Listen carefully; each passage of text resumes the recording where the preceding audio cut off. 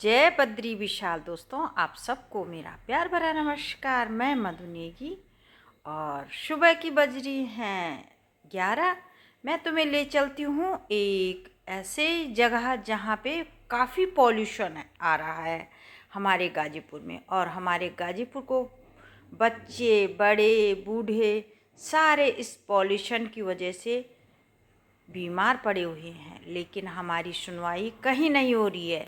इसलिए मैं तुम्हें आज मीडिया वाले से मिलाती हूँ और हम उनसे बातचीत करके आपको दिखाते हैं।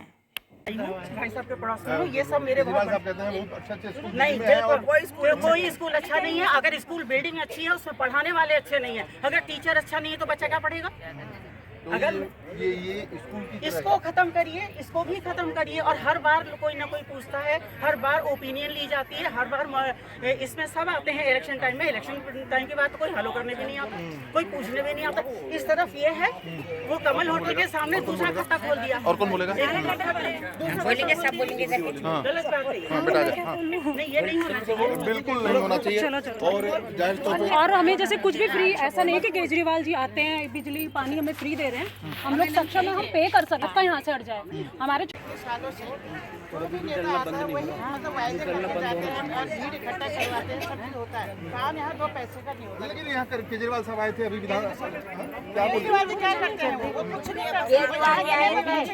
हमारे बाहर लड़ने को गए थे उनके साथ। आप अभी आए, हमने सड़कें भी देखी हुई है आपके बाहर से। गाजीपुर की और सड़कें क्या कहते हैं, ये होता देखो, हम लोग भी देखिए बच्चों के साथ कहाँ जाए? आपको लग रहा है कि विधान चुनाव आने वाला है, कुछ हो पाएगा? कुछ नहीं होता है। वोट के उसमें आ जाते हैं, वोट के चक्कर में आ जाते हैं, उसके बाद बहुत परेशान है, बहुत सालों से परेशान है। और जगह दिल्ली में है कहीं ऐसी गंदगी ना, बहुत बदबू आती है। हमें बहुत मुश्किल हो गया, बदबू आती है, यहाँ पे इतनी बीमारियाँ हो रही है, छोटे छोटे छोटे बच्चे भी इतने सभी परेशान है इससे।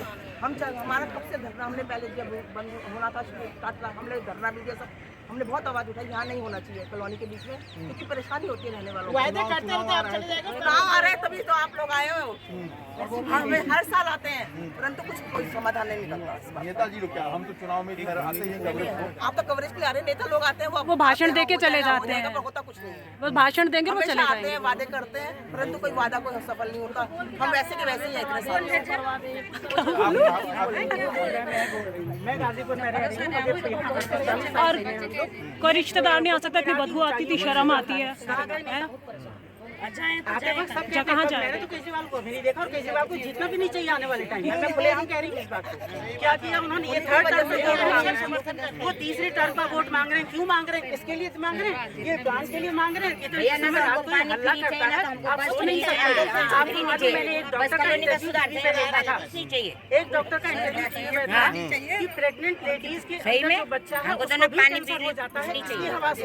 मैंने सुना था वो इंटरव्यू, उस डॉक्टर ने इसकी गैस से। लोग घरों में सो नहीं सकते, जिनको दिमाग, एक तो फॉग है, ऊपर से इतनी गंदगी है, तीसरा ये है, चौथा बच्चों का स्कूल खोला है, कौन जाएगा उस स्कूल में पढ़ने के लिए?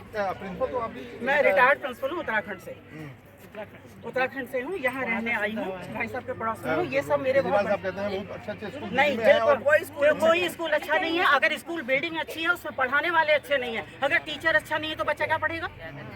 अगर ये स्कूल की इसको खत्म करिए, इसको भी खत्म करिए। और हर बार कोई ना कोई पूछता है, हर बार ओपिनियन ली जाती है, हर बार इसमें सब आते हैं इलेक्शन टाइम में। इलेक्शन टाइम के बाद तो कोई हलो करने भी नहीं आता, कोई पूछने भी नहीं आता। इस तरफ ये है, वो कमल होटल के सामने दूसरा खत्ता खोल दिया। और कौन बोलेगा? बोलेंगे, सब बोलेंगे। गलत बात है। बेटा हाँ। नहीं, ये नहीं होना चाहिए, बिल्कुल नहीं होना चाहिए। और जाहिर तौर पे और हमें जैसे कुछ भी free waste to energy plant, कि हमें एनर्जी मिलेगी इस प्लांट से। इसमें हरियाणा, राजस्थान का पंजाब, केजरीवाल साहब कूड़ा जला रहे हैं, गाड़ी थाने में पकड़वा देते हैं, गाड़ी छूट जाती है, ऊपर से लोग फोन करते हैं और पता नहीं कौन सी एनजीटी कोड है जो उसकी आवाज़ सुनेगी। ये खत्ता 1984-85 डाल रहे हैं, इसको 2002 में बंद हो जाना था। इन्होंने हमारे भैंसों का तालाब बंद कर दिया। हाई कोर्ट में हम मार झेल रहे हैं इसकी, हम सुप्रीम कोर्ट पहुँच गए हैं। सुप्रीम कोर्ट में एनजीओ ने हमें केस डाला हुआ है इस खत्ते की वजह से। खत्ता आया है 84-85 में, हमारे 1976 में, और इन्होंने इसे हटाने के नाम पर हमें ठगी की जाती है। अब जैसे ये बहनें कह रही थी कि मीडिया जो भी अन्य आते हैं वो चुनाव के टाइम पे आते हैं, बाद में कोई हमारी सपोर्ट नहीं सुनता। हम थाने में बोले, हजारों बार पुलिस कॉल की जाती है। धुआं इतना लोगों का जीना मौत कर देता है, धुएं से सांस नहीं आता औरतों को। मुझे लोग अस्थमा के पेशेंट हैं, हार्ट के। कितने, अगर विधानसभा की हम बात करते हैं और जगहों की बात करते हैं, तो कितनी टोटल जगहें जो हैं इसकी वजह से दिक्कत में है, और विधानसभा टोटल कितनी इफेक्टेड है? 4 विधानसभा इफेक्टेड है। कौंडली विधानसभा, विश्वासनगर विधानसभा, पटपनी विधानसभा और एक उत्तर प्रदेश में यूपी गाजियाबाद की खोड़ा कॉलोनी की विधानसभा। 4 विधानसभा इफेक्टेड हैं इससे, और आसपास की सैकड़ों कॉलोनियाँ, लाखों लोग इससे इफेक्टेड हैं, लाखों लोग। तो पटपड़गंज का नाम लिया आपने, मनीष सिसोदिया जी वाला। मनीष सिसोदिया पटपड़गंज में, मनीष सिसोदिया जी यहाँ पर आए भी थे और कह रही हट जाएगा। और मनीष सिसोदिया ने ये कह दिया कि दिल्ली से बाहर कूड़ा लाके, जो बाहर स्टेट है, हरियाणा से, पंजाब से और राजस्थान से कूड़ा आकर, यूपी से कूड़ा आके यहाँ जलता है इस प्लांट में। और अस्पतालों के जो पार्ट होते हैं, जो डायबिटिक वगैरह जो कटते जाते हैं, या वो यहाँ जलाते हैं उनको ला करके। और इसमें जो आप देखिए, आप सुबह आइए, मैं आपको 10-12 गाड़ी डेली पकड़वाऊंगा जो अदर स्टेट की गाड़ी आती है जलने के लिए। उस प्लास्टिक को जला करके, एक कूड़ा नहीं जला रहे, प्लास्टिक जला रहे हैं, और प्लास्टिक जला के और धुआं फैला रहे हैं। ये कहाँ की एनजीटी हो गई जिस पर कार्रवाई नहीं करती? इसका एनजीटी से बहुत बड़े बड़े चलान भी हम लोगों ने करवाए हैं, लेकिन ये बंद क्यों नहीं हो रही? केजरीवाल साहब कहाँ हुए? झूठ बोल गए हमसे कि दिल्ली एमसीडी में भी मुझे आने दो, मैं इसको 1 साल में हटा दूंगा। उस बात को भी आज 4 साल हो गए हैं। आज वो और बढ़ गया घटने की बजाय। और इन्होंने 100 बीघा जमीन इधर बी ब्लॉक डेयरी फार्म की तरफ बढ़ा दी, बकरा मंडी की तरफ बढ़ा दी, और इधर गाजीपुर में जो हमारा पार्क था जिसमें शौचालय बना हुआ था, स्वच्छ भारत, प्रधानमंत्री जी की आवाज़ है स्वच्छ भारत, शौचालय तोड़ करके इन्होंने वो पूरा बाउंड्री कर दी एमसीडी ने वहाँ पर, और इसको बढ़ा रहे हैं। और समस्या उन्होंने बढ़ा दी घटाने के बजाय। चीफ सेक्रेटरी साहब ने सुप्रीम कोर्ट में हलफनामा भी दिया है। दिल्ली के चीफ सेक्रेटरी ने, दिल्ली के चीफ सेक्रेटरी ने हाई कोर्ट में बोला था कि हम इसे 2 साल में इसको और 1 साल में लफड़ा को हटा देंगे, और ये लिखित में एफिडेविट भी दिया है। हम कोर्ट में वहाँ खड़े थे, हमारे सामने की बातें हैं। और कहा जी अब जो खत्ता डाल रहा है, कौन डाल रहा है, कार्रवाई उसको होनी चाहिए। कार्रवाई हम पे कर रहे हैं लोग, हम उसका इफेक्ट झेल रहे हैं उसकी। अब इसे रोको। ये अब जो मान नहीं रहे लोग, अब बताओ कूड़ा डलना बंद होना चाहिए, नहीं होना चाहिए? कूड़ा डलना बंद होगा नहीं तो ये कैसे हट जाएगा?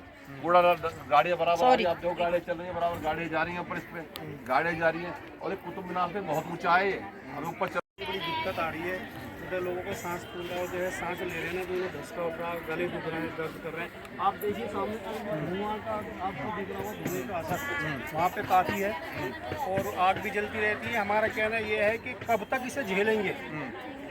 84 से लेके और आज तक झेलते हुए आ रहे हैं, कब तक झेलेंगे? अब सारी सरकारें कहती हैं, अभी केजरीवाल साहब भी कह गए थे कि हम इसको हटाएंगे, और अभी तक कोई नहीं हटा रहा। जितना हटता है उससे ज़्यादा डलता है और बढ़ता जा रहा है और चारों तरफ को फैला रहे हैं। तो हमें तो केंद्र सरकार से भी और दिल्ली सरकार से भी ये कहना है कि इसे ख़त्म करो। आखिर खाना, आखिर हम भी तो इस देश के वासी हैं, हम भी तो इस देश के नागरिक हैं, हमारे बारे में भी तो सोचा जाए। बिल्कुल, हम भी इस देश के नागरिक हैं। आप बताइए, आप एक उम्रदराज, आपको लगता है कि ये जो खतरा है, क्या है, बीमार आदमी हैं, सारे बीमार होते जा रहे हैं, इतनी परेशानी हो चुकी है कि पूछो मत, क्या क्या क्या थक चुके। आप लोगों ने कुछ किया नहीं? कौवा चील भैया जीने नहीं देते हम लोगों को, बाहर बालकनी में बैठते हैं, ऊपर से चील कौवा, पूरी परेशानी हम लोगों को। तो बाहर बैठना जीना मुश्किल हो गया ये गाजीपुर में रहते रहते। इतने बड़े बड़े मकान बेच के कहाँ जाएंगे हम, बताओ आप, है ना? बड़ी मुश्किल से तो हम मकान लेते हैं, फिर इस मकान छोड़ छाड़ के कहाँ चले जाएंगे हम? वो पार्कों में नहीं घूम सकती, इतनी स्मेल आती है उनको। 10 बीमारियों को ये जन्म दे रहा है। केजरीवाल जी आते हैं, भाषण देंगे और चले जाएंगे। वो वोट बटोरते हैं कि मैं आपको ये फ्री दूंगा, वो दूंगा, तो हमें कुछ फ्री नहीं चाहिए। आपको क्या लगता है कि चुनाव फिर आ रहा है, कुछ होगा क्या आपके लिए? ये कुछ नहीं होगा भैया, कुछ नहीं होगा। क्यों? ये कहाँ कुछ ऐसे आते हैं और कुछ नहीं करते, बस भाषण देते हैं, ये खत्म होगा। इतने साल हो गए, मैं 20-22 साल हो गए रहते हैं, कुछ नहीं होगा। धुआं निकलता है। चारों तरफ समझ सकते हैं कि कितना ये लोगों पे रहने के लिए घातक है, और लोग कितने मजबूर हैं इस जगह पे रहने के लिए। कैमरामैन संदीप सिंह के साथ मैं प्रशांत त्रिपाठी। चील कितनी उड़ रही है, चील से दिखाई दे रही होगी, चील। तो दोस्तों, ये थी मेरे गाजीपुर की कहानी, मेरे गाजीपुर वासियों की जुबानी। तो ये सामने जो फैक्ट्री है दोस्तों, ये कोई आम फैक्ट्री नहीं, ये फैक्ट्री है कूड़ा जलाने वाले की। यहाँ प्लास्टिक आता है, कूड़ा आता है, और सारे पॉल्यूशन मेरे गाजीपुर में फैलाता है। यहाँ बोला गया था कि कुछ दिनों में ये बंद होगी, हमने धरना भी दिया था, लेकिन अभी तक कुछ नहीं हुआ और मेरे गाजीपुर वासी ऐसे ही इस पॉल्यूशन से जूझ रहे हैं।